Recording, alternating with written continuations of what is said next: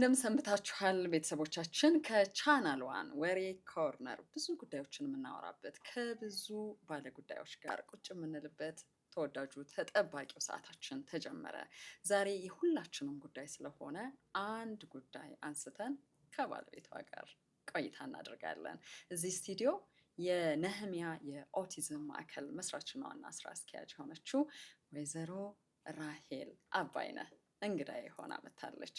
ራሄል ስለመጣሽ በጣም አመሰግናለሁ። እኔም በጣም አመሰግናለሁ። ትጂ የምናወራው ወሬ በእርግጠኛነት ሁላችንም ጋር ዋጋ አለው ብዬም ስለማስብ ጭምር ነው ያገኘሁሽ። በተለያዩ የስራ አጋጣሚዎች ከበፊት ጀምሮ እንገናኛለን።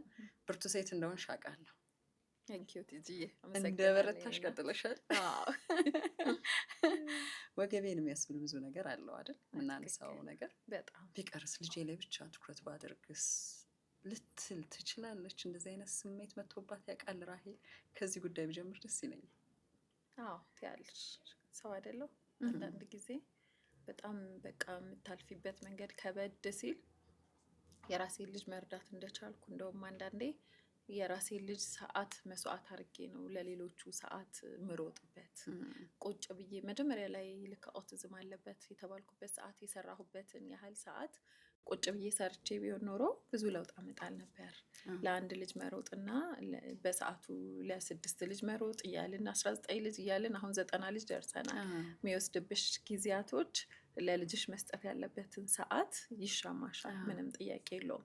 ስለዚህ አንዳንድ ጊዜ ብቻ ከባድ ነገር ሲገጥመኝ ለአንድ ልጅ መሆን ያቅተኛል እንዴ እልና ደግሞ እንደገና ደግሞ ትበረቻለሽ። ሌሎቹ ልጆች ስትገቢ ስታይ ያሳዝኑሻል፣ ያሳሱሻል ልጆችሽ እና በኖኒ የተነሳ እኔ ሌላ ዓለም ውስጥ የገባሁ እናት ነኝ ብዬ አስባለሁ። ስንት ዓመት ሆነው ቤቢ? አሁን 19 ዓመት ሆኖታል። 19 ዓመት ከአንድ ወር በኋላ እንደው 20 ጎርመሰ ብቻ ሳይሆን የሚባለው አሁን ነጮች ስዊት 16 ሁሉ ይላሉ። 16 ዓመት በኋላ ይባላል። አሁን ያለበት አቋምን ብትነግሪኝ ደስ ይለኛል። ለምሳሌ ክህሎቶቹ፣ ተግባቦቱ ቀድሞ ከነበረው አመታት ልጅነት አለ፣ ከዛ ይሄ አፍላው ቲኔጀር የምንለው ነገር አለ፣ ከዛ ደግሞ አሁን 20 እያልሽኝ ነው። እንግዲህ ምን አይነት አቋም ላይ ነው ያለው? የሚገርምሽ ነገር ኦቲዝም ካላቸው ልጆች ጋር ማለት የሚኖር ወላጅ በጣም የተለየ ፍቅር አላቸው። ልጆቹን በአጠቃላይ ከኦቲዝም ጥላ ስር የሚኖሩ ልጆች ምን አይነት ናቸው ብትይ በምድር ላይ ኤክስፒሪየንስ አድርገሽ ማታቂው ፍቅር ነው የምታገኘው። ምንም ሁኔታ አይወስነውም። ሁልጊዜ መውደድ፣ ሁልጊዜ ፍቅር። ኢቭን የኔ አይነት ጎረምሳ ልጆች ያላቸው እናቶች በብዙ ጉርምስና ይሰቃያሉ። መቼም የምናውቀው ነው። ዘንድሮ ደግሞ ከ12 ጀምሮ ልጆቻችን ከአቅም በላይ በተለይ ሶሻል ሚዲያው ብዙ ነገር ወላጅን ልብ የሚያወርድ ነገር ብዙ ነገር አለ እና ኦቲዝም ያላቸው ልጆች ጋር ስትመጪ እሷ ነገር የለችንም። ያ በብዙ ፍቅር ነው የሚታጀበው፣ በብዙ እንክብካቤ ሲገባ። የኔ ልጅ ድሮ ነው የነበርኩት ቴኬር ማድረገው፣ አሁን ኦፖዚት ሆኗል። ከመኪና ይዞርድ ቦርሳዬን ይዞ መነጽር አይቀረው፣ የመኪና ቁልፍ አይቀረው፣ ወንበር ስቦልኝ አስቀምጦኝ። እኔ ምን አይነት ልጅ እንደሆነ አላውቅም። እና ያ ድሮ ስሰማ ኦቲዝም አለበት ስባል ያለቀስኩትን ለቅሶ የሚመለስ ቢሆን ኖሮ እላለሁ። ፀጉሬን እስክላጭ ተስፋ እስክቆርጥ ያሳለፍኩባቸው ሰዓቶች ዛሬ ላይ ሳየው እግዚአብሔር ይመስገን። የእውነት ማለት ያንቺን እርዳታ ይፈልጋል እስቲል ግን ደህና ነው። ይቻላል፣ መኖር ይቻላል፣ መበርታት ይቻላል። ሰንፎ እጅ መስጠትም አለ። ግን ደግሞ አይ ብርቱ ነኝ የበረታ ልጅ ደግሞ አፈራለሁ ብሎ መነሳትም አለ እና ከልጅነቱ ጀምሮ ማይለወጠው ትልቅ ፍቅር አይቼበታለሁ። እንዳልሹ የጎረመሰ መጥቷል፣ ትልቅ ልጅ ሆኗል፣ ምን ብሏል። አንዳንድ ወላጆች ከኦቲዝም ያለውም ልጅ ሆነው ጉርምስናው በራሱ የሚመጣባቸው የባህሪ ለውጥ አለ። የኔ ልጅ ላይ ግን ያ ነገር አልመጣም። አጋጣሚ ነው የሰራሽ ነገር እንዳይኖር ምንም የለም። ለምን ለጉርምስና ብለሽ የምትወስጃቸው ስልጠናዎች ምናምን የለም። ግን በብዙ ፍቅር አሳድጌዋለሁ። አሁን አንዳንድ ሰው ንዴቱን ስሜቱን መቆጣጠር ስለማይችል ሊመታቸው ይችላል። የሆነ ነገር ሊከለክላቸው ይችላል። ህልከኛ የምናረጋቸው እኛ ነን። ተማች የምናረጋቸው እኛ ነን። ኃይለኛ እንዲሆኑ አሁን እኔ ልጄን አይኑን አይቼ ነው ማንበብ የምችለው። በጣም ማንበብ እችላለሁ። ሌላው ሰው ግን ያን ነገር ላያረግለት ይችላል እና በተሰጠው ፍቅር ይመስለኛል እንዲህ ሳያስቸግር 20 ዓመት ሊሞላው የደረሰ ልጅ ማሳድገው። ስንት ዓመቱ ላይ ነበረ ያወቅሽ? 2 ዓመት ከ8 ወሩ ላይ ነው 2 ዓመት ያወቅኩት። ከ8 ወር። ግን ያው ዓመት ከ2 ወሩ ላይ ተጠራጥራለሁ። ለምን ተከታታይ 3 ወንድ ልጆች ስለሆነ ያለኝ እሱ መሀል ላይ ስለሆነ የባህሪ ለውጡ ገብቶኛል። እንደ እናት ቤት ውስጥ ቁጭ ብላ የምታሳድግ እናት ደግሞ ልጆቿን አይን አይን እኮ ነው የምታየው አይደለ? በጣም ስለዚህ ለውጡ ይገባኝ ነበር እና ከዓመት ከ2 ወሩ ጀምሮ ብዙ ሆስፒታል ሄጃለሁ፣ ግን ሊያቆልኝ አልቻሉም። ለምንድን ነው ይሄን የጠየኩሽ መሰለሽ ሪች? ለምሳሌ 4 ዓመት 5 ዓመት ድረስ ኖ አይደለም እያሉ ቁጭ የሚሉ እናቶች አሉ አይደል? እርግጠኛ መሆን ከባድ ይሆናል። አንዳንዱ ደግሞ ይለያያል እንደየ ተፈጥሮ እና 1 ዓመት ከ2 ወር ላይ በጣም ፈጣን እናት ነሽ፣ ነገሮችን አስተውሎ ለማወቅ ለዛውም ያኔ ከ20 ዓመት በፊት የሚገርም ነው። ለመሰሽ እቤት ቁጭ ካልሽ ታስተውያለሽ ይመስለኛል። ብዙ ጊዜ ብዙ ስራ የሚሰሩ እናቶች ጠዋት ወጥተው ማታ ነው የሚገቡት። ቤት የሚያሳድጉ ሞግዚቶችም ላያስተውሉት ይችላሉ። ለምን? ኦቲዝም ያለው ልጅ ፊዚካሊ የሚያስታውቅ ነገር የለውም፣ የባህሪ እክል ነው። ስለዚህ ያንን ባህሪ ደግሞ እንደ ቀበጥ ልጅ እንደ አስቸጋሪ ልጅ ምን እናደርገዋለን? የሚፈልገውን ነገር ቃላት የለውም። ነገሮችን የሚያይበት እይታ ይለያል። በዚህ ጊዜ የመማታት፣ የማመናጨቅ፣ ፊት የመንሳት፣ ህፃንም ልጅ ቢሆን የተለያዩ ነገሮች እያደረግን ልጁ እያደገ ሲመጣ ምንድነው ያንን ይዞት ይመጣል። ግን ስለዚህ ቤት ውስጥ የሚውሉ ሞግዚቶችም አንደርስታንድ አያደርጉትም። ለእናት ከባድ ነው አይደለም። እኔም እግዚአብሔር ረድቶኝ ነው እንጂ ሊታወቅ የማይችልበት ብዙ ነገር ነበረ። ግን 2 ዓመት ከ8 ወሩ ላይ ያው ሐኪሞቹም ራሴ ነኝ በቃ መጨረሻ ላይ የሆነ ዲሽ ላይ ቴሌቪዥን ማስታወቂያ አየሁኝና ያ ልጅ የሚያሳየው ምልክትና የኔ ልጅ አንድ አይነት ነበር። አጋጣሚ ነው አጋጣሚ ቁጭ ብዬ ያየሁት። እንደውም የሚገርምሽ ትንሹ ልጄን አሞት ጉንፋን ይዞት ጁስ በቂጣ ይበላል፣ ዋናው መብላትክ ነው ብዬ እሱን እያየው ፊልሙን ልቀይር ብዬ ሳየው ተመስጦ ያለ የሆነ ውሃ ምናምን የመርከብ ሊሰምጥ ያለ ምናምን ፊልም ነው። በቃ እሺ ብዬ ሳይ በዛ መካከል ነው ማስታወቂያውን ያየሁት።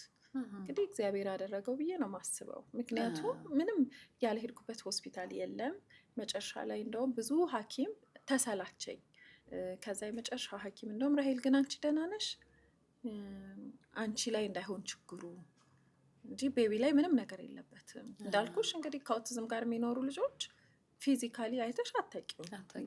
መልካቸው ላይ የሚታይ ነገር የለም። ባህሪያቸው ነው ባህሪያቸው። ቀበጥ ልጅ፣ አስቸጋሪ ልጅ፣ ተቀጥቶ ያላደገ ልጅ ነው የሚመስሉሽ።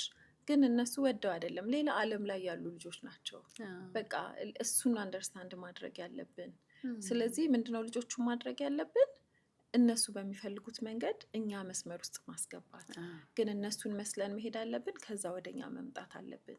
ስለዚህ ልክ 2 ዓመት ከ8 ወሩ ላይ እንዳልኩሽ ቲቪ ላይ ማስታወቂያ ሳይ እንደገና ተነስቼ ያን ዶክተር ደወልኩለትና ልጄ ኦቲዝም አለበት ራሴ።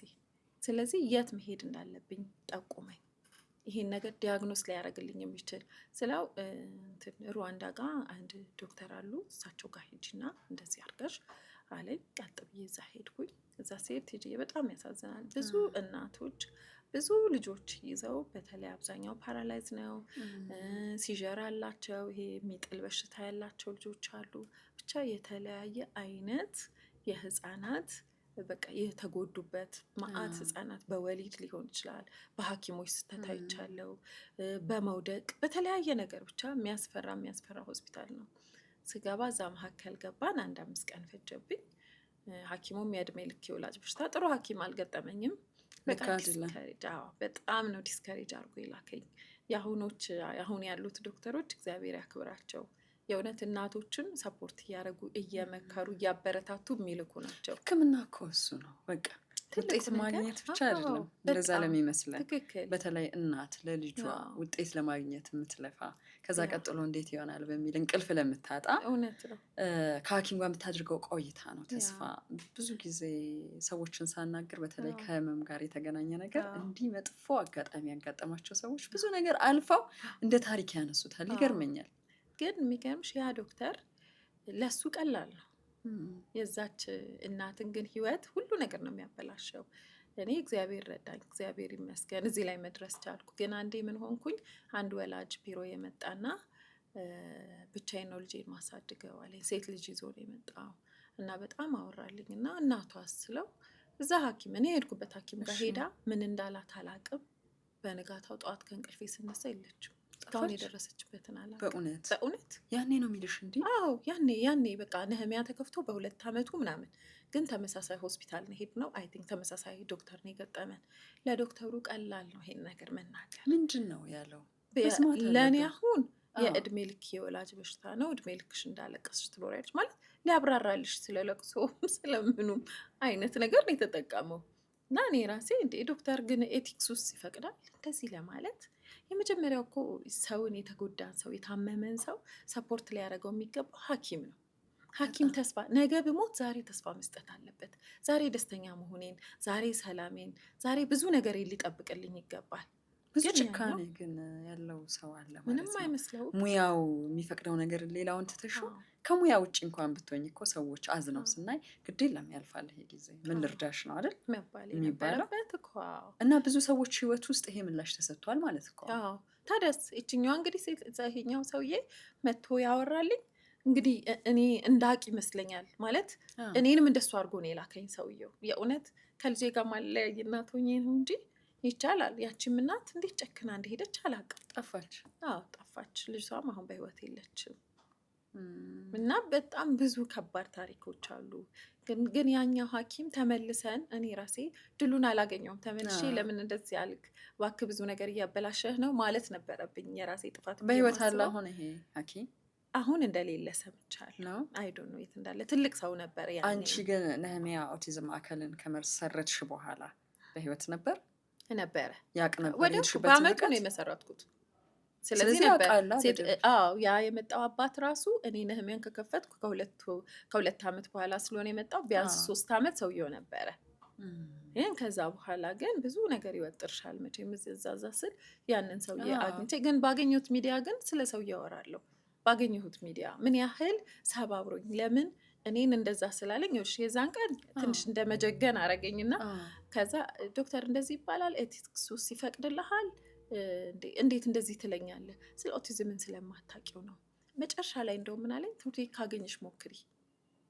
ትምህርት ቤትም የለም አንድ ነገር አይደለም ያለኝ፣ የእድሜ ልክ የወላጅ በሽታ ነው። ትምህርት ቤት ካገኘሽ ሞክሪ፣ ትምህርት ቤትም የለም። ምንም ተስፋ ምንም ፊውቸር የሌለው ልጅ አስመስሎ ነው የነገረኝ። እንደ ኦቲዝም ያላቸው ከኦቲዝም ጋር የሚኖሩ ልጆች ከማናችንም የተሻለ ጭንቅላት ያላቸው ልጆች ናቸው። ከተቀበልናቸው፣ ከረዳናቸው፣ ካገዝናቸው እነ ቢል ጌትስ እነ ሞዛርት ማአት ምን ጠቅሳቸው ሰዎች አሉ ከኦቲዝም ጋር በኦቲዝም ጥላ ስር አብረው የኖሩ። ዶክተሩ አያውቅም ስለ ኦቲዝም፣ አዌርነሱ የለም። በእርግጥ ዲያግኖስ አድርጎ የመናገር ነው እንጂ ያን ያህል አንብቦ ያን ያህል ተረድቶት ከኦቲዝም ጋር የሚኖሩትን ልጆች በምን መንገድ እዚህ ማህበረሰብ ውስጥ እንቀላቅል የሚለው ነገር ቶታሊ የለውም ዶክተሩ። በቃ እሱ ስራውን ነው የሚሰራው። በቃ እኔን ሲያየኝ አለቅሳለሁ። እድሜ ልክ ፖስታ ለክሽ የምትኖሪበት ትምህርት ካገኘሽ ሞክሪ ብሎ ላከኝ። መፍትሄው ቢቀር እኮ ቢያንስ መስበርን ምን አመጣው? መፍትሄ እኮ አትሽጪ። በሚገርምሽ ሁኔታ እዚሁ ፕሮግራም ላይ አንዲት ሴት ጋብዤ ነበረ እና የጋበዝኳት ሴት የጡት ካንሰርን ታግላ ያሸነፈች እናት ናት። መጀመሪያ የጡት ካንሰር እንዳለባት የነገራት ሐኪም ትሞቻለሽ የሚል ቃል ነበር የነገራት። ቀድሟት እንደሞተ ግን ነግራኛለች። አስገራሚ ነው። አንዳንዴ ህይወት ላስተዋለ ሰው የአይነት ታሪኮችን ለሚሰማ ሰው በሌላ መንገድ ያሉ ትምህርቶች አሉ። ዋናው ነገር እንዳለ ሆኖ ሰዎችን መስበር ይሄ ኢሰባዊ ድርጊት ነው፣ ከሙያ ውጭ የሆነ ነገር ነው። እሱ በቀረና አብረን ብንቀጥል ችሎታም የማይጠይቅ ነገር ላይ ማበረታታት፣ ማጽናት፣ ሰውን ማቆም ነው ችሎታ የሚጠይቀው አይደለ? ፍቅር የሚጠይቀው ለስራውም በታማኝነት ለማገልገል እኮ ይሄ ነገር እኮ በዛ ልብልሽ በርቺ ለፔሸንቶቹ ሊያዝንላቸው ሊራራላቸው ይገባል እኮ። የእውነት ያቺ ስሜት ውስጣችን ከሌለ እዛ ቦታ ላይ ባንገኝ እላለሁ እኔ። ትልቁ ስራዬ ለምን አሁን ከሱ ያልተናነሰ ቦታ ላይ ነው ያለሁት። የተጎዱ እናቶች ናቸው በየቀኑ በሬን የሚያንኳኩትና የመጀመሪያው ምንድነው ማድረግ ያለ አይዞሽ አለ እግዚአብሔር አለ እኛም እናግዝሻለን የምንችለውን ይሄንን አርጊ። አሁን ከባዱ ፓርት ትምህርት ቤት የለም ስትያቸው ነው ገና የሚሰበሩት። ትልቁ ነገር ግን ይሄ ማለት መታችሁ የደረሳችሁበትን በስልክ ፎሎ አርጉ፣ ይሄን አርጉ፣ ምን አርጉ ብለን እንመክራለን። እንደዛም ሆኖ አይዞሽ ማለት ደስ የሚል ፊት ማሳየት፣ ልጆች እግዚአብሔር ስጦታ ናቸው የሚለውን ነገር መናገር መቻል አለብሽ። ትምህርት ቤት ቦታ እኔን እኮ ስወጣ ቲጂ ታዲያ ሰበረኝ እኮ ሰውየው ሲናገር እዛ ጋ እንደ መደገን ያልኩሽ ስወጣ ሌላ ሰው ነው። 2 ወር ለቅሶ እንደተቀመጠ ሰው በጣም አለቅሳለሁ። ምግብ አልበላም አልኩኝ። እግዚአብሔር ለምን ይሄ ሊሰጠኝ ያላልኩት ነገር የለም። 3 ጊዜ ፀጉሬን ተላጨው ያልሆንኩትን ነገር አለ። 2 ወሯ ለእኔ በጣም ከባድ ነበር፣ ፈተና ነበር። እንግዲህ አስቢ 2 ዓመት ከ8 ወር ነው ልጄ ዲያግኖስ ተደርጎ ኦቲዝም እንዳለው ያወቅኩት። ከ1 ከ2 ወሩ ጀምሮ ገብቶኛል። ያን ሁሉ ጊዜ ሳሳልፍ ያልተጎዳሁትን በዶክተሩ ንግግር ተስፋ በማስቆረጡ ብቻ 2 ወር አረሳትም። 2 ወር ለእኔ በጣም ከባድ ጊዜ ነበር። የታሪኩን መነሻ ይሆናል እኮ አስቢው። አሁን 20 ዓመት ሊሞላው ነው ልጅሽ። ከ18 ዓመት በፊት ይሄንን ነገር ማወቅ ኢትዮጵያ ውስጥ ለዛውም፣ ምክንያቱም 1 ዓመት በጨመርሽ ቁጥርማ ነገሮች እየቀለሉ ነው የሚሄዱት። እኔ ፈተናው ቢበዛም በጨመርን ቁጥር ከዓለም ጋር በደንብ እየተቀራረብን ብዙ ሰዎች እየተነጋገሩ አይደል ወደ መፍትሄው እየቀረብን ነው የምንሄደው። ከዓመታት በፊት በነበረው ኢትዮጵያ ውስጥ ባለ ኑሮ ግን አደንቃለሁ በእውነት። እናትነትን ብቻ ሳይሆን ከእናትነት ደግሞ ጀርባ ያለ የተለየ ጥንካሬ ያላቸው ሰዎች አሉ። ትክክል። ኢቨን አሁን ላይ በየቤቱ ገባ። የኔ ልጅ ዲያግኖስ ሲደረግ ከ15,000 አንድ ልጅ ነበረ በኦቲዝም የሚጠቃው በዛ ሰዓት። አሁን ላይ ከ31 የ2026 ጥናት የሚያሳየው ከ31 ልጅ በኦቲዝም ይጠቃል። ያ ማለት እንግዲህ ልዩነቱን። ስለዚህ አሁን ድሮ አዌርነስ ለመፍጠር በጣም እንታገል ነበረ። የእውነት ያገኘሁትን አጋጣሚ ነበረ የምፈልገው። አሁን ላይ ግን ሰው ሁሉ ቤቱ እያንኳኳ መጣ። ስለዚህ የእህቴ ልጅ፣ የወንድሜ ልጅ፣ አጎቴ ልጅ ወይ የጎረቤት ልጅ ቀርቧል። በጣም ቁጥሩ አስደንጋጭ ነው። ብዙ ህጻናት በዚህ በኦቲዝም እየተጠቁ ነው ያሉበት። ስለዚህ መንግስትም ትኩረት እያደረገ አይደለም፣ ግለሰብም እያደረገ አይደለም። ማንም ቤቱ የገባበት ሰው ብቻ ነው አሁን ዋጋ እየከፈለ ያለው። ግን ራሳችንን ለሚመጣው ትውልድ አይደለም እንሰራው የምንደክመው። እነዚህ ልጆች ሲመጡ በዚህ መልክ ከሆነ እቺ ምድር የሚቀላቀሏት ምን አዘጋጅተን እንጠብቃቸው? ለምን ቶሎ በኤርሊ ኤጅ ላይ የሚደረግ ኢንተርቬንሽን እና ልጆቹ ካደጉ በኋላ ቶታሊ ይለያያል። ስለዚህ በልጅነታቸው አንድ ልጅ እንዳልኩሽ ነው 1 ዓመት ከ2 ወር አውጥቻለሁ። 2 ዓመት የሚወቅ 2 ዓመት ቢያውቅ ቶሎ አክሰፕት ማድረግ ብዙ ወላጅ አይቀበልም። ካለመቀበሉ ብዛት ልጁ ስንት ዓመት ይሆናል? 7 ዓመት 8 ዓመት ከዛ ኬጂ ዴኬር ምናምን ያስገቡትና ዴኬሮቹም ልጁ እድሜው ሲያድግባቸው ከሌላው ጋር ልመጣጣን ሲል ከዚህ በኋላ አንቀበልም ይላሉ። እንደ ባህል ችግር ያዩታል። ያኔ እናት ያኔ ነው የሚገባት። ቱሌት 7 እና 8 ዓመት በጣም ዘግይተናል። ትምህርት ቤት ሲመጡ ደግሞ ተቀባይነት አያገኙም። ምክንያቱም ልጁ ሰርቪሱ ማግኘት የነበረበት 2 ዓመት 2 ተኩል 3 ዓመት 3 ተኩል እዛ እድሜ አካባቢ ቢሆን በደንብ መለወጥ ይችላል፣ በደንብ መሻሻል ይችላል።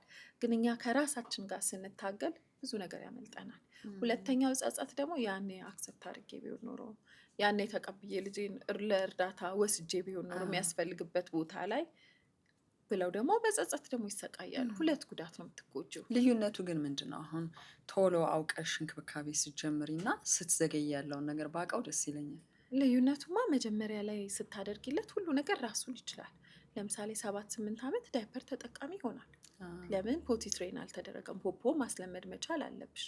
ለፖፖ ሰዓት አሁን እኛ ፖፖ የምናስለምደው እኔ አሁን ሳሎን ፊት ለፊት ብትመጪ ድሮ ቤቴ ሳሎን ፊት ለፊት እንደመጣበት ቶሎ እንዲቀመጥ። እኛ ጋር ህግ የለም። እኛ ጋር የቤቴ ሶፋዬ እንደዚህ ምናምን የሚለው ነገር አይሰራም።